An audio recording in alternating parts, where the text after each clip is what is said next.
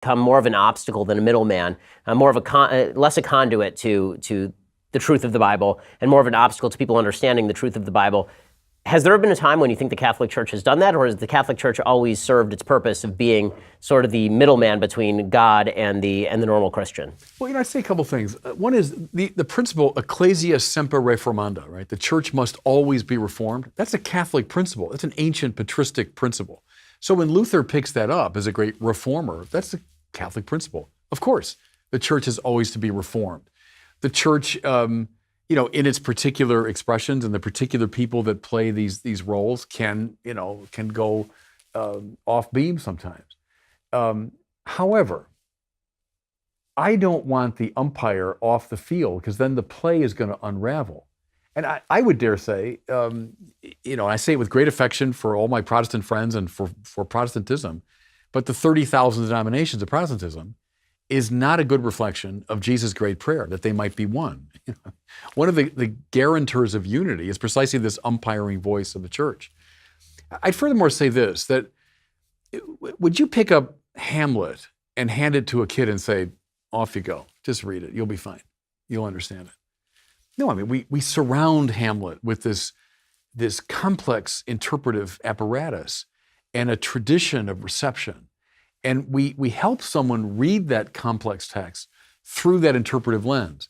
That's why I think it's borderline irresponsible just to pick up the Bible to say, now off you go, read it. When it comes to the unity of the church, an argument could be made, and it has been made by folks like Sam Harris, for example, that the unity of the church is what led to theocracy for hundreds of years. That basically, between the fall of the Roman Empire and the Peace of Westphalia, you have Catholic dominance across the continent of Europe, and that results in a certain level of intellectual stagnation, he would argue. It results in a hidebound attempt to victimize people of other religions.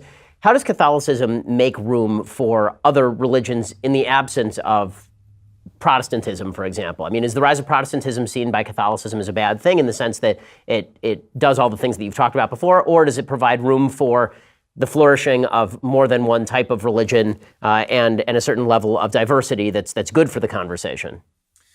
Yeah, you're raising a complex set of questions there. I mean, to the degree that modernity, as we know it politically, emerged out of Protestantism, which I think it did in many ways, many important ways, the church has found an awful lot of good within modernity and doesn't advocate now, certainly, this kind of altar-throne relationship sort of thing. We don't advocate, taking over the government and the church running political affairs.